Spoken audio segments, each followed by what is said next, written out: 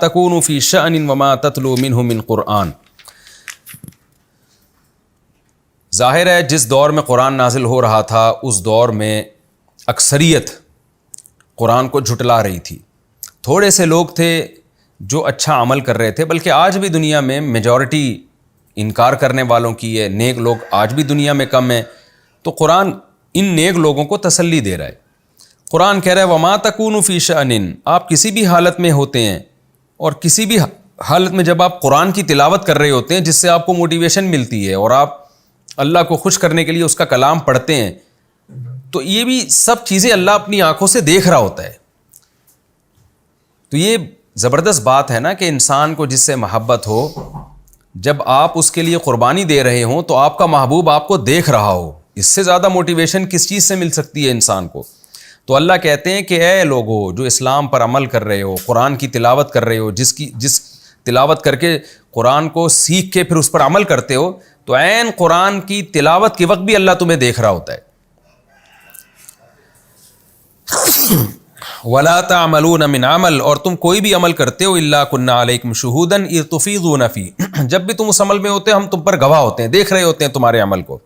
تو اس سے تمہیں اور رغبت سے عبادت کرنی چاہیے، اور رغبت سے اللہ کے کاموں میں مشغول ہونا چاہیے.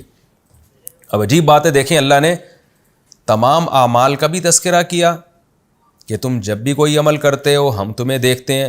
خصوصیت کے ساتھ تلاوت قرآن کا بھی تذکرہ کیا کہ جب تم قرآن پڑھ رہے ہوتے ہو نا، پڑھنے میں سیکھنا بھی داخل ہے، تو ہم اس وقت بھی تمہیں دیکھ رہے ہوتے ہیں کہ دیکھو یہ میرے کلام کو سن رہا ہے، پڑھ رہا ہے تاکہ اس پر یہ عمل کرے. تو یہ سب چیزیں ضائع ہونے والی نہیں ہیں. جس سے تم محبت کرتے ہو، جس کو خوش کرتے ہو، تم سے غافل نہیں ہے.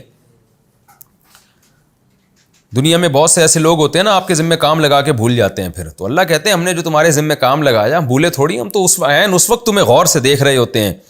وما يعزب عن ربك من مثقال ذرة في الارض ولا في السماء، اور تیرے رب سے تو زمین اور آسمان میں کوئی چیز پوشیدہ نہیں ہے، نہ ذرے کے برابر، نہ ذرے سے چھوٹی، نہ ذرے سے بڑی. سب چیزیں پہلے سے لکھی ہوئی ہیں. تو وہ رب تم سے کیسے غافل ہو سکتا ہے؟ اب چونکہ اللہ ہمارا ہر عمل اپنی آنکھوں سے دیکھ رہے ہیں، اس لیے اللہ عمل کی ترغیب دے رہے ہیں کہ دیکھو دنیا میں تم برائیوں سے بچو گے، دو کام کر لو. ایک اپنے عقیدہ درست کر لو، نظریات درست کر لو، اور جن چیزوں پہ تمہیں بلیو ہے نا وہ چیزیں صحیح ہونی چاہیے. اور دوسرا اپنے عمل کو درست کر لو، برائیاں چھوڑ دو. تو تمہیں اس کے بدلے میں کیا ملے گا؟ تم اللہ کے دوست بن جاؤ گے، اور تم پر نہ کوئی خوف ہوگا. خوف فیوچر کی چیزوں کا ہوتا ہے اور غم ماضی کی چیزوں کا. نہ ماضی پر تم غمزدہ ہوگے، نہ مستقبل کا تمہیں کوئی خوف ہوگا. اتنی بڑی نعمت تمہارا خدا تمہیں دے دے گا. اس لیے عمل کے اندر، اچھے عمل کے اندر مشغول رہو. الا خبردار سنو، ان اولیاء اللہ، بے شک جو اللہ کے دوست ہیں، لا خوف علیہم ولا هم یحزنون، ان پر نہ کوئی خوف ہوگا اور نہ وہ غمزدہ ہوں گے. الذین آمنوا، یہ اللہ کے ولی کون ہیں؟ اب ظاہر ہے ولی اللہ کی آج کل مختلف ڈیفینیشن ہے. جو ہواؤں میں اڑتا ہو، جس کا مخصوص قسم کا حلیہ ہو، جو چھو کرے تو یہ ہو جائے، جو پتہ نہیں کیا کیا لوگوں کے تصورات ہیں. اللہ نے بیان کیا الذین، یہ ولی اللہ وہ ہوتے ہیں آمنو، جو ایمان لائیں. کیا مطلب؟ شریعت نے جس طرح ایمان لانے کا حکم دیا، شرک والا ایمان قبول نہیں ہے. تو اس لیے علماء اس کا ترجمہ کرتے ہیں جن کا عقیدہ شریعت کے مطابق ہو جائے، نظریات شریعت کے مطابق ہو جائیں. دوسرا وکانو یتقون، اور پھر وہ بچتے بھی ہوں، یعنی برائیوں سے. فرض کو چھوڑ دینا بھی برائی ہے، لہذا فرائض کو پورا کرتے ہوں، اور تمام ان برائیوں سے جو اللہ اس کے رسول نے منع کیا ہے ان سے بچتے ہوں. یہ دو کوالٹی جس میں پیدا ہو جائے وہ اللہ کا ولی ہے. عقیدہ بھی درست اور عمل بھی درست اس کا. پھر اللہ کہتے ہیں لہم البشریٰ فی الحیات الدنیا، دنیاوی زندگی میں بھی ان کے لیے خوشخبریاں ہیں. جیسے کہ اللہ دے رہا ہے ان کو خوشخبریاں کہ تمہیں جنت ملے گی، تمہارا باطن ٹھیک ہو جائے گا. وفی الآخرہ، اور آخرت میں بھی تمہارے لیے خوشخبریاں. جب آخرت میں حشر ہوگا اس وقت بھی اللہ ان کو خوشخبریاں دے رہا ہوگا، اور یہ مصیبت اس مصیبت میں نہیں ہوں گے جس مصیبت میں دوسرے لوگ ہوں گے. لا تبدیل لکلمات اللہ، اللہ کی باتوں کو کوئی تبدیل نہیں کر سکتا. ایسا ہو کے رہے گا کہ نیک لوگوں کو خوشخبریاں ملیں گی اور وہ جنت میں جائیں گے. یہ خوشخبریاں قرآن کی صورت میں بھی ملتی ہیں، اور قرآن ہی میں دوسرے مقام پہ پتہ چلتا ہے کہ اللہ تعالیٰ فرشتوں کے ذریعے بھی خوشخبری دیتے ہیں. فرشتے دل پہ اترتے ہیں اور نیک لوگوں کو موٹیویٹ کرتے ہیں, خوشخبریاں سناتے رہتے ہیں. تو اللہ کی طرف سے فرشتوں کے ذریعے بھی انسان کو اس دنیا میں نیک لوگوں کو خوشخبریاں ملتی ہیں. اور حدیث میں آتا ہے کہ مبشرات خوابوں کو بھی کہا گیا ہے. جب انسان برائیوں سے بچتا ہے اور نیکی کے راستے پہ چلتا ہے تو بسا اوقات خواب میں بھی اس کو خوشخبریاں مل رہی ہوتی ہیں. تو اللہ کہتے ہیں ان کے لیے دنیا میں بھی خوشخبریاں اور آخرت میں بھی, اور اللہ کی ان باتوں کو کوئی تبدیل نہیں کر سکتا. ذالک هو الفوز العظیم, یہ ہے بہت بڑی کامیابی. ہم دنیا کو سمجھتے ہیں, اللہ آخرت کو کہہ رہے. ولا يحزنک قولهم, رہا یہ مسئلہ کہ یہ مشرکین نہیں مانتے اور اہل ایمان کی توہین کرتے ہیں, ان کو کمتر سمجھتے ہیں, تو اللہ کہہ رہا ہے لا یا قولهم, ان کی باتیں تمہیں رنجیدہ نہ کریں, ان کے ذلیل کرنے سے تم کمتر نہیں ہو جاؤ گے. کیوں؟ ان العزت للہ جمیعا, بے شک عزت پوری کی پوری صرف اللہ ہی کے لیے. اصل عزت اللہ کی ہے, تو جو اللہ کی مان کے چلے گا وہ قابل عزت ہوگا. اس کی مثال ایسے ہے جیسے آپ نے بادشاہ کو خوش کرنے کے لیے ایک کام کیا اور علاقے کا بھنگی اس کام پہ آپ کی توہین کر رہا ہے, تو آپ کیا کہیں گے؟ بھائی اصل عزت تو بادشاہ کی ہے, میں یہ کام کر کے بادشاہ کی نظر میں اگر قابل عزت بن جاؤں تو مجھے بھنگیوں کی پرواہ نہیں ہے کہ بھنگیوں کی نظر میں میری عزت کم ہو جائے. تو اس لیے قرآن کہہ رہا ہے اصل عزت تو اللہ کی ہے جو اس کائنات کو بنانے والا, تو اس کی نظر میں عزت کی فکر کرو. غیر مسلم جو اسلام دشمن ہیں ان کے طعنوں کی پرواہ مت کرو. هو السمیع, وہ تمہاری سب باتوں کو سن رہا ہے. العلیم, اور تمہاری سب باتوں کو جانتا ہے, وہ تم سے غافل نہیں ہے. الا, پھر اللہ بتا رہے ہیں وہ پاورفل کتنا ہے. ان للہ من فی السماوات ومن فی الارض, جو مخلوق بھی آسمانوں اور زمین میں ہے. دیکھیں پچھلے رکوع میں تھا ما فی السماواتی, ما اکثر بے جان چیزوں کے لیے استعمال ہوتا ہے, یعنی جو چیزیں بھی آسمانوں اور زمین میں ہیں, اور من جاندار چیزوں کے لیے جن میں عقل ہو. تو یہاں اللہ بتا رہے ہیں کہ جو مخلوق آسمانوں میں اور جو زمین میں سب کا اللہ مالک ہے. تو یہ جو مشرکین آپ کو تانے دے رہے ہیں ان کا بھی اصل میں اللہ مالک ہے.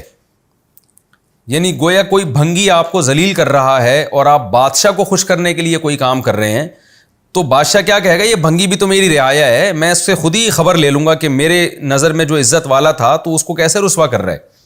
تو اللہ بھی یہاں یہ کہہ رہے ہیں کہ یہ جو کافر لوگ ہیں یا جو اسلام دشمن ہیں, جو مسلمانوں کی توہین کر رہے ہیں, ان کا اللہ ہی مالک ہے. تو جو مخلوق آسمانوں اور زمین میں سب کا اللہ مالک ہے.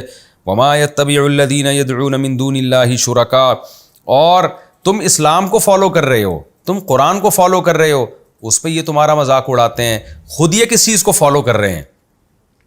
خود ایسی چیزوں کو فالو کر رہے ہیں جس کے برحق ہونے کی ان کے پاس سرے سے کوئی دلیل نہیں ہے.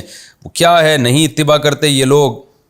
کس چیز کی اتباع کرتے ہیں یہ لوگ؟ جو اللہ کے سوا دوسرے شرکا کو پکارتے ہیں.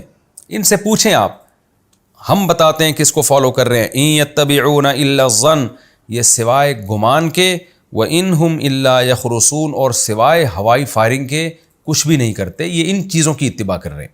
آج بھی دنیا میں غیر مسلم ایسے ہی ہے. کوئی ڈاروین کے پیچھے پڑا ہوا ہے کہ اربوں کروڑوں سال میں انسان کا دماغ خود بخود وجود میں آ گیا. یہ سب بکواسات ہیں جن کی سرے سے کوئی دلیل نہیں. کیسا نظام ہے؟ مرد الگ بن گیا, عورت الگ بن گئی, اور پھر دونوں کے ملاپ سے نسل پیدا ہو رہی ہے, اور پھر ان میں اللہ نے ایسے اسپم رکھے کہ پھر ان کے ملاپ سے نسل در نسل. یہ سارا آٹومیٹکلی نظام ہو نہیں سکتا, یہ ہوائی فائرنگ ہے.